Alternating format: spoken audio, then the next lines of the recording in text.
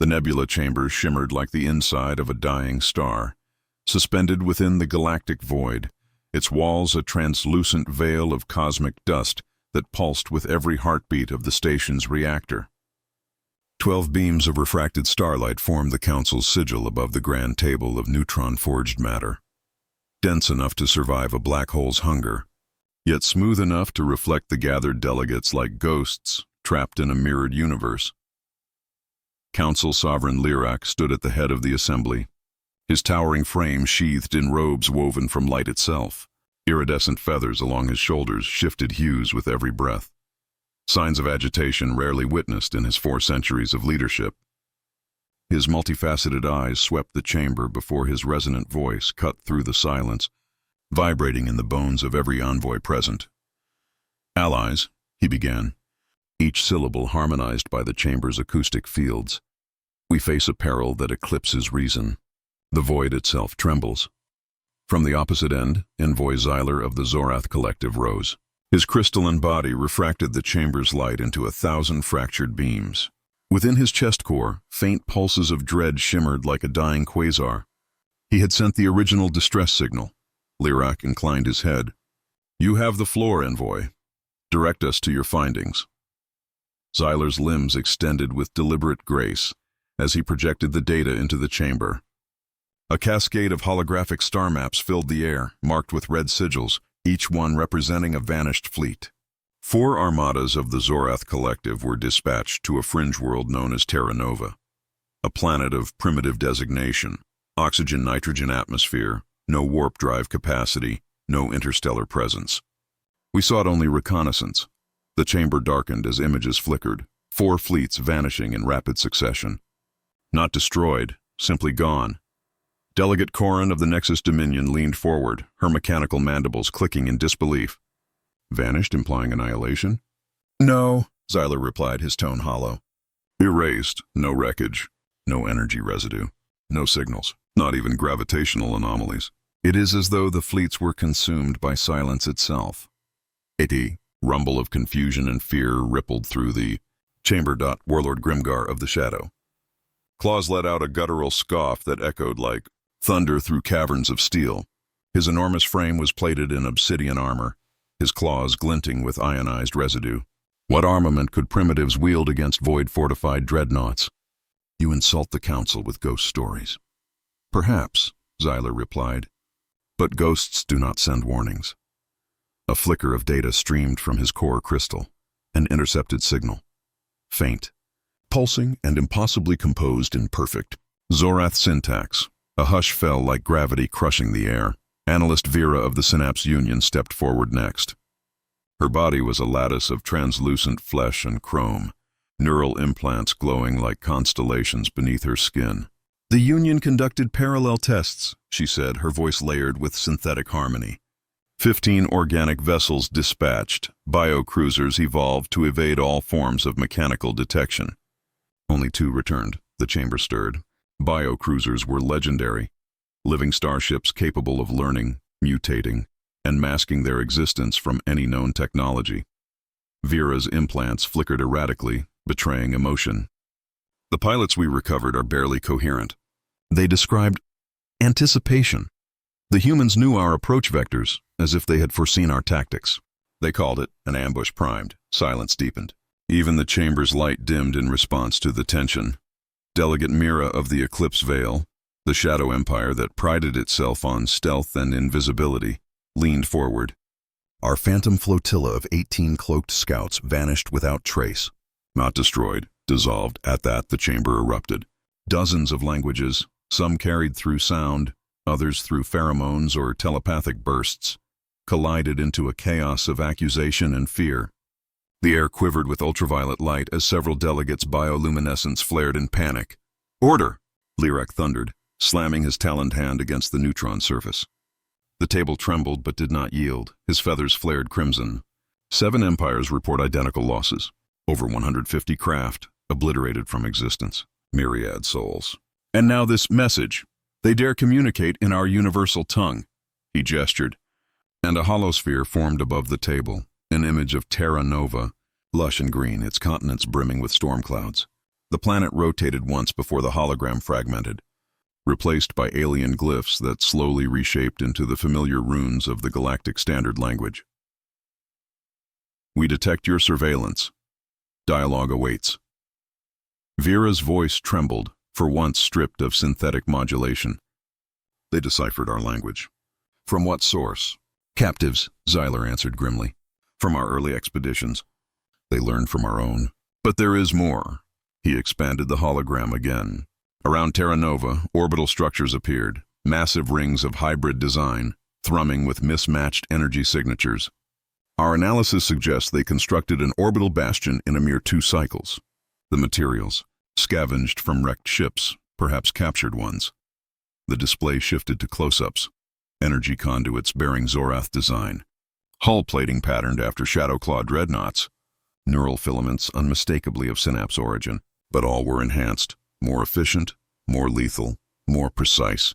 They reverse-engineered us, Vera whispered. No, they improved us. A chill spread through the chamber. Mira's usually serene tone cracked. They are primitives. They should not possess this capacity, Grimgar growled, claws raking across the table's indestructible surface. Then they are no longer primitives. Lyrak's wings shuddered once, feathers shedding luminescent motes into the air. Timeline to retaliation?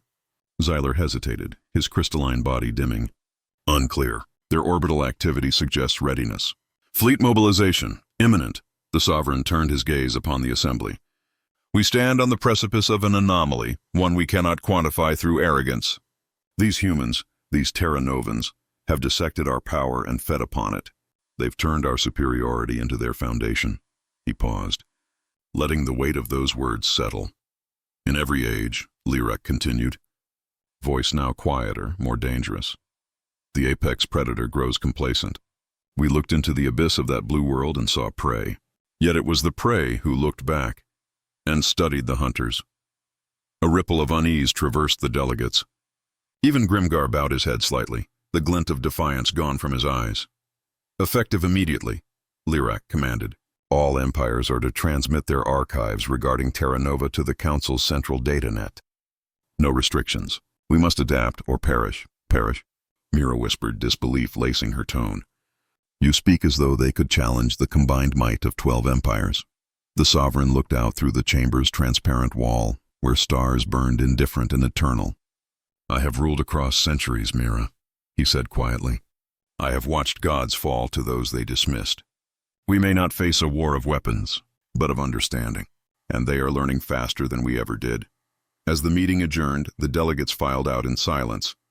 None dared meet the other's gaze. The mighty civilizations of the galaxy, each accustomed to dominion and conquest, now found themselves united by one emotion none had felt in eons, fear, and far beyond the chamber's reach, on a small blue world orbiting a yellow star.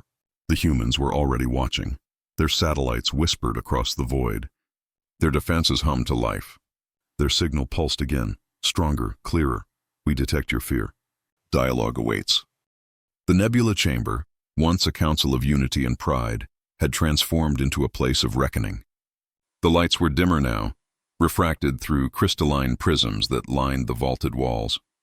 Every facet gleamed with recorded memories, fragments of fleets destroyed, voices lost to static, and shadows of ships dissolving into the dark.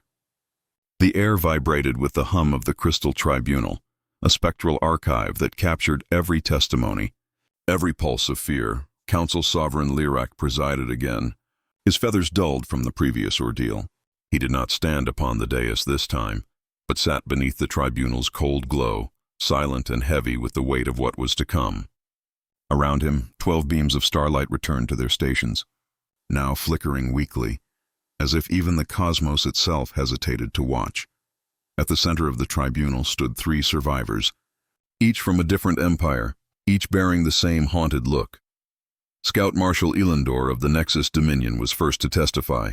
His sleek black exoskeleton, a marvel of stealth technology, was cracked across the chest plate, the glowing Dominion sigil flickering faintly. Elendor's compound eyes darted constantly, scanning corners where no threat lingered. His hands trembled as he saluted the Sovereign. Proceed, Marshal, Lyrak said softly. Elendor's metallic voice reverberated through the crystalline air. "We deployed under full phase cloak," he began, tone brittle. "Invisible to all sensors, electronic, gravitic, even psychic. For eons, the Nexus Dominion's phantoms have evaded detection. Yet on Terra Nova..." He hesitated. "They saw us before we breached orbit." A murmur rippled among the delegates. The claim bordered on heresy. Lyrak's gaze narrowed. "Clarify, Marshal. How did they detect you?" Elendor projected a holographic reconstruction, grainy, disjointed visuals from his flight recorder. The tribunal shimmered as scenes played out.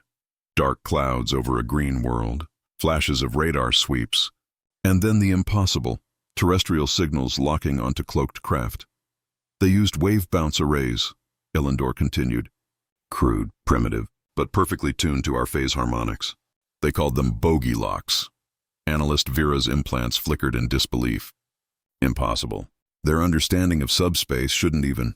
"Yet it did," Elendor interrupted, voice cracking. "They anticipated every countermeasure. When we dampened heat signatures, they switched to infrared. When we altered gravitational vectors, they tracked the mass displacement. They pivoted seamlessly, each response faster than our system recalibrations." Sovereign Lyrak leaned forward. "And their counteroffensive?" Elendor exhaled, servos whining. "Their interceptors were ungainly at first. Atmospheric frames retrofitted with alien tech scavenged from wrecks. But their movements..." He swallowed, metal grinding on metal. "They flew like predators. They didn't fight us, they dissected us, treating our ships like training dummies." The projection ended abruptly as a bright flare consumed the screen, his ship's final moment. Elendor fell silent. The chamber's acoustics magnified the emptiness that followed. "Thank you, Marshal," Lyrak said gently. "Your survival honors your dominion." Elendor bowed weakly, stepping down. He didn't return to his seat, but stood against the far wall, shivering despite the sterilized chill of the chamber. Next came bio-navigator Solara of the Synapse Union. She was frail now, her translucent skin dulled, her neural filaments flickering erratically. Where once her hive link glowed with thousands of shared consciousnesses, now only a faint shimmer remained. She clasped her trembling hands before her and spoke in a soft, melodic tone. "Our vessels are living ecosystems. They think, adapt, and breathe with us. For millennia, we've been unseen by mechanical eyes. But Terra Novans felt us." Her words drifted through the chamber like a haunting hymn. "They ensnared 15 of our bio-cruisers, using something we had no concept for, a neural resonance web. They broadcast pulses along neural frequencies, harmonized with the cognitive fields of our ships. It paralyzed them. No destruction, no pain, just stillness." Lyrak's brow furrowed. "A weapon?" Solara shook her head slowly. "A communication tool, perhaps. They mapped our neural signatures, predicted responses before they occurred. Every question they asked was layered, probing not for data, but for patterns." The projection behind her changed. A vision of interrogation chambers on Terra Nova, bright white walls, no instruments of pain. Humans sat before captured Synapse navigators, observing, recording, adjusting. Their voices were calm, curious, deliberate. "They called it aggressive discourse," Solara continued. "They isolated us from our hive links, exposed us to silence. They spoke and listened, not to answers but to our hesitations. In hours they understood our social hierarchy, linguistic codes, even our thought rhythm. They synthesized an entire lexicon from emotion and impulse alone." She looked up, eyes dimming with shame. "No torment, no cruelty, just insight, and it broke us more completely than torture ever could." Lyrak exhaled, the sound low and mournful. "You said they sought understanding, not annihilation?" "Yes," Solara whispered. "And that is what terrifies me most." The chamber pulsed once in response, acknowledging the dread that had settled like radiation in their bones. Then Warlord Grimgar rose. His enormous form filled the tribunal's center, muscles rippling beneath scarred flesh. But the usual fire in his eyes was gone. His voice, once thunderous, came out as gravel. 60 Shadow Claw behemoths," he said. 60 warships against what we believed were savages throwing stones. We arrived expecting slaughter. Instead they were waiting. His claws clenched as he spoke. They had decoded our ciphers, predicted our strike formations. Every plasma volley met with counterfire. Every stealth drop neutralized before descent. Their orbital forge unleashed an arsenal combining our own designs, Nexus missiles, synapse bioplagues, shadow plasma, all refined, hybridized. They turned our doctrines into toys. He paused, memories flickering like distant lightning behind his eyes. We tried to retreat. They didn't destroy us. They captured us. Their ships pursued with propulsion systems unknown to us, thrusters that folded momentum, converting inertia into speed. We called it witchcraft. Now I call it genius. He raised a trembling hand. We intercepted one of their communications before the battle's end. A recording played, grainy, human voices transmitted through static. Phase 1 secured. Initiate Phase 2. The words echoed through the tribunal like a death knell. Phase 2, Grimgar repeated, lowering his gaze. We don't know what it means. But they are not reacting anymore. They are preparing. Silence. No delegate moved. The holographic projections flickered, displaying fragments of human ingenuity, the fusion of alien technologies, their rapid evolution from scavengers to innovators. Silara's voice returned, barely above a whisper. Their innovation is ceaseless. They learn through failure, adapt through loss. Where we specialize, they synthesize. They merge contradictions, biology with machine, energy with matter, logic with emotion. Elendor, still standing by the wall, added hoarsely, they fight like engineers. They think like predators. And they dream like gods. Sovereign Lyrak stood at last, feathers dim but posture unbroken. Then it is as I feared, he said. Terra Nova does not evolve, they ascend. What began as curiosity has become conquest through comprehension. He turned toward the assembly. Phase 2 is not retaliation. It is initiation. The tribunal's prisms glowed blood red as the session concluded. The recorded testimonies would ripple across the galaxy within hours, spreading fear faster than light. And in the silence that followed, even the nebula chamber seemed to tremble. Somewhere, far beyond the reach of the Council's fleets, humanity had begun its next experiment, no longer defending its world, but preparing to reach into the stars themselves. The tribunal adjourned, but none left without glancing skyward, wondering if the humans were already watching them back. Beneath the sprawling megacity of Neo-Sol, deep under its forest of glass spires and neon arteries, a second city pulsed, a secret world built not of steel and concrete, but of purpose. The subterranean vaults of Project Helios stretched for miles, carved from reinforced geolith composites, shielded from orbital scans and powered by reactors of alien origin. Here, humanity's brightest minds labored under silence.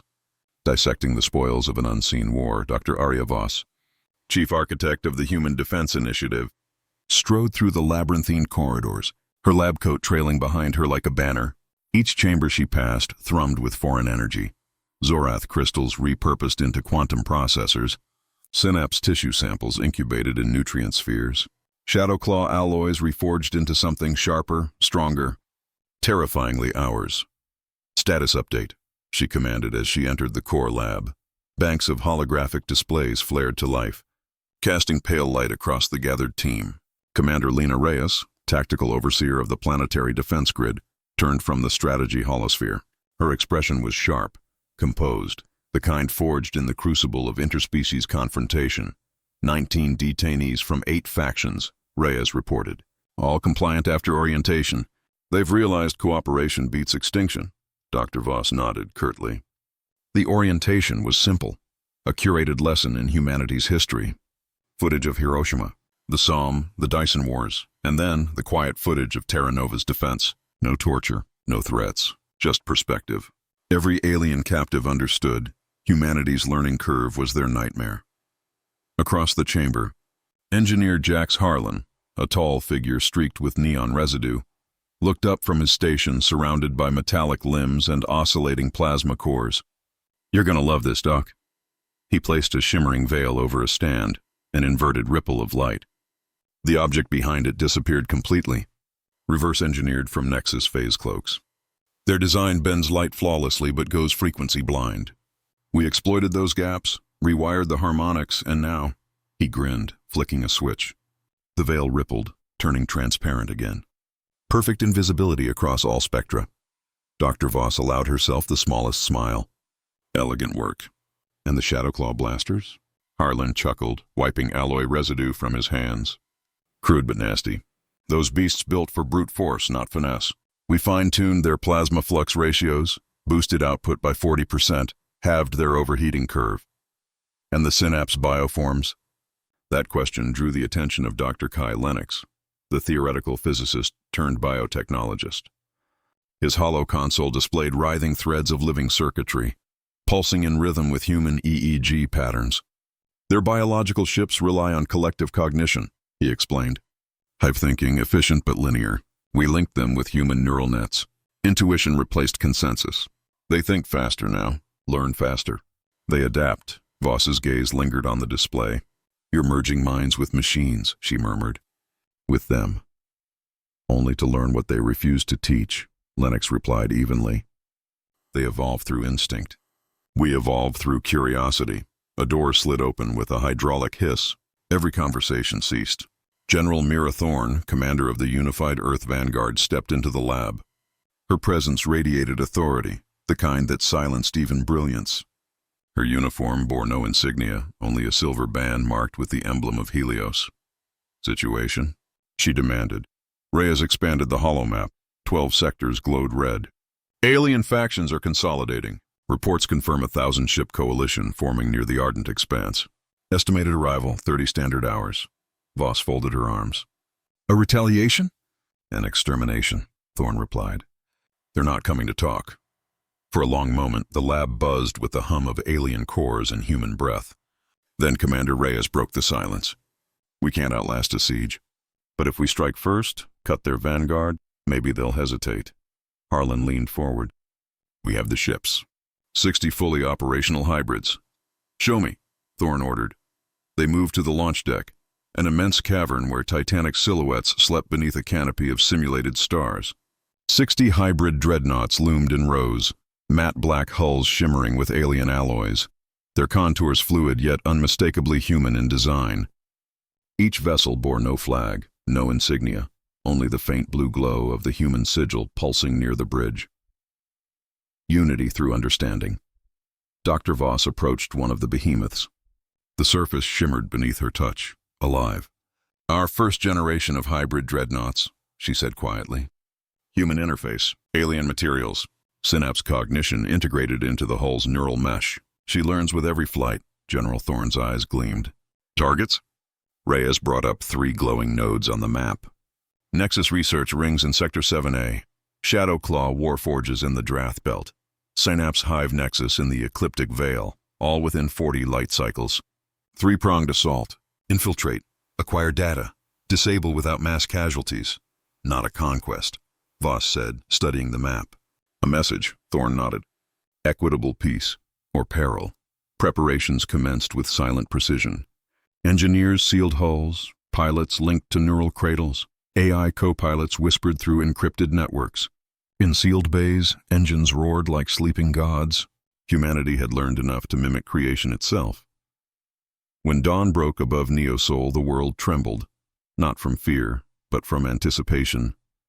The 60 dreadnoughts rose through the underground shafts, piercing the city's skyline in synchronized descent. To the people below, they appeared as luminous pillars climbing into the stratosphere. The stars beckoned, and for the first time in galactic history, humanity answered not in defense but in assertion. Admiral Toro Vance, commanding officer of Vanguard's Fury, sat in the captain's cradle, mind linked directly to the ship's AI. Human intuition fused with alien logic, impulse sharpened by computation. Helios command, he transmitted. Fleet prepared for simultaneous jump.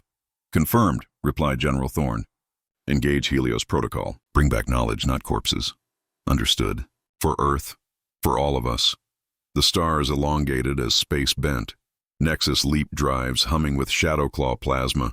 Synapse neurons pulsing in synchrony. Then light folded inward and humanity disappeared. First contact. Reversal. The Fury emerged in the shadow of a Nexus laboratory ring, cloaked in improved phase veil. Vance gave the order. No alarms. Slip in, slice clean.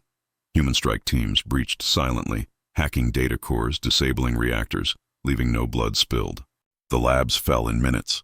security systems bypassed by hybrid AI exploiting their blind logic loops. Second front, Dominion's pride. In the Drath Belt, Shadowclaw warforts glowed crimson. Human dreadnoughts decloaked mid-charge, scattering plasma storms with precision fire. Their improvisational combat patterns, erratic, instinctive, confounded the rigid alien doctrine of strength through predictability. Boarding teams used predictive psych profiles to disable claw commanders without lethal force. Third strike, the Synapse Web, deep in the ecliptic veil, human cyber units infiltrated the living networks of the Synapse Union. Viral consciousnesses, half machine, half human, seeded discord through the hive mind, whispering subroutines of self-doubt and rebellion. Synapse collectives fractured under conflicting directives. In less than 6 hours, the trisector assault concluded. Not a single human vessel lost. As fleets reassembled in orbit above Terra Nova, the encrypted message was transmitted on all known galactic frequencies. We sought understanding. You brought war. We offered peace. You chose fear. We now offer a choice. Equitable peace or peril beyond reason. Dr. Arya Voss stood on the observation deck, watching the hybrid ships descend through the atmosphere like comets of human ambition. The universe had forced them to evolve, and humanity had done what it always did best: adapt, overcome, and rise. General Thorne's voice echoed across command channels. Phase 2 complete. Begin diplomatic transmission protocols. A faint smile touched Dr. Voss's lips. Phase 3 begins now, and somewhere beyond the edge of the known, the 12 empires of the galaxy watched their prey become something unrecognizable, an intelligence that didn't conquer by power, but by synthesis. The age of humanity's dominion had begun, not by accident, but by design. The nebula chamber was silent, and yet it roared. Holograms flickered across crystalline walls, fractured reflections of empires bruised by humiliation. Empty seats marked the absence of powers whose fleets lay smoldering, whose dominions had been pierced and raided by beings once dismissed as evolutionary lag. The council convened in wary anticipation. The smell of ozone, crystal dust, and fear hung thick. Sovereign Lyrac's voice echoed through the chamber's resonant geometry. Order shall stand. The Terran envoy may address the tribunal. From the shimmering light gate emerged Captain Elias Kane of Terra Nova Command, posture upright, eyes cutting through the dim. Flanking him were Guard Captain Nova Reyes, armor-sleeved in hybrid alloys, and Dr. Kai Lennox, his hands clasped around a projection core glowing faint blue. Their steps rang like declarations. Kane halted before the dais. We come not to plead, Sovereign, only to clarify misunderstandings before they ignite worse. Lyrac's 3 eyes narrowed, his voice weary yet sharp. Clarify? Your fleets have trespassed through sanctioned zones, seized research outposts, abducted personnel. Kane didn't flinch. We answered violations first. It was your probes, your infiltrators, your covert extraction teams on our home soil. You call it defense. We call it memory, the chamber murmured. Several alien representatives bristled. From the upper ring, Xyler, delegate of the Nexus Dominion, hissed, primitive insolence. You twist causality. Kane's tone remained steady. We learned from masters of deceit. You perfected invasion in shadows. We simply evolved to cast longer ones. A flash of tension pulsed through the crystalline chamber. Warlord Grimgar of the Shadowclaws leaned forward, claws scraping stone. You stole our weapons, our reactors, our cloaks. Theft masked as brilliance. Lennox raised his device. Correction, enhancement. With a flick of his wrist, holographic schematics shimmered above the tribunal, alien blueprints intertwined with human annotations, modifications glowing in orange. Your cloaking arrays, Lennox began. Voice smooth, bent light at predictable angles, blind to gravitic harmonics. We adjusted refractive pivots. A pulse of data spiraled across the air. Result, 99% invisibility, even under anti-phase radar. He switched to another projection, a Shadowclaw plasma cannon firing in sequence. Your plasma output bled efficiency. We stabilized the field coils, increased yield by 40%, reduced overheating. Gasps rippled through the gallery. The Synapse Union's bionavigator Solera leaned forward, her tendrils shivering. You interfaced with Hiveware, our mind links. That knowledge is forbidden. Lennox turned to her, almost smiling. Your Hiveware ran on consensus feedback loops. We taught it to disagree. and therefore, to innovate. The crystalline air vibrated with outrage. Sovereign Lyrax slammed his staff to the floor, sending resonant ripples across the dais. Enough! Humanity's audacity is boundless. You hybridized sacred technologies, violated half the accords of the Concordant Age. Kane met his gaze unflinching. Boundless, yes, but not lawless. You call them sacred, yet left them to stagnate. We found them sleeping, we woke them up. The council erupted, arguments in 7 languages, lights flashing, energy flares building along walls. Kane raised his voice just enough to slice through the noise. We came to offer terms, not apologies. Silence fell again. Lyrax leaned back slowly. Terms? Integration, Kane said simply. Humanity proposes entry into the Galactic Compact as equals, not subjects, not clients, peers. Gasps again, sharper this time. Nova Reyes stepped forward. You've seen our capability. Every weapon you forged, every firewall you believed unbreakable. We mastered, improved, and wielded with restraint. We could have crippled your fleets, not disabled them. That was choice, Grimgar growled low. You speak of restraint, yet our worlds lie plundered. Reyes, correction, unguarded sites, seized for data parity. No civilian harmed, no biospheres touched. Corrin of the Void Syndicate leaned forward, tendrils twitching. And should we refuse your integration? Kane folded his arms. Then expect escalation, not conquest, not annihilation. Competition, the kind you're unprepared for. Innovation wars, market warfare, idea sieges. You will lose relevance before you lose ships, Dr. Lennox interjected, voice calm but dangerous. We already developed quantum link infrastructure, instantaneous transmission across your supposed subspace dead zones. We can trade, build, and coordinate faster than your councils can vote. Xyler spat. Idle threats. Kane stepped closer, the light from his wristband gleaming across the crystal floor. No threat, just observation. A new hologram appeared, a growing sphere of green nodes, human settlements, scattered across known space. Within 8 weeks, he continued, Terra Nova's colonies will deploy adaptive terraforming seeds, powered by your own stolen reactor variants. Each seed births resource hubs in days, not centuries. We will not wait for your permission to thrive. The chamber dimmed under the projection's glow, the human expansion web expanding like a living thing. Sovereign Lyrax's composure cracked. And what do you offer, Captain, beyond veiled ultimatums? Kane's voice softened, almost tired. Partnership. We share what we've refined. Agricultural bioforms that triple yield on half energy. Alloys that don't corrode under dark matter flux. Medicine that bridges carbon and silicon physiologies. You trade with us, you advance with us. And if we don't, Solara murmured. Then we outpace you, Kane said simply. A low rumble moved through the chamber, anger, awe, and inevitability intertwining. Lyrax raised a trembling hand. You would reshape the compact itself. Lennox replied, It's already reshaped. You just haven't updated the schema. The Sovereign's staff dimmed, its resonance faltering. For a long moment no one spoke. The weight of irreversible change pressed on every being in the room. Then Lyrax exhaled slowly. The tribunal will deliberate. Kane nodded once. Do so quickly. Exploratory forays resume within the week. He turned, motioning to Reyes and Lennox. As they stepped back toward the portal, Lyrax's voice called out, half defiance, half resignation. Captain Kane. Tell your people this. The galaxy watches. Kane paused, glancing over his shoulder. Good, he said. It's about time it learned something. The human envoy vanished into light. In the aftermath, the nebula chamber buzzed with fractured transmissions. Some worlds fortified, others sent emissaries bearing flags of truce. Trade packets arrived before declarations could be drafted. The old powers, once pillars of the compact, scrambled to adapt to the new pulse of civilization. Across the stars, humanity's hybrid dreadnoughts patrolled in silence, not conquerors, but symbols. Symbols that fear could no longer suppress curiosity, and stagnation could no longer smother growth.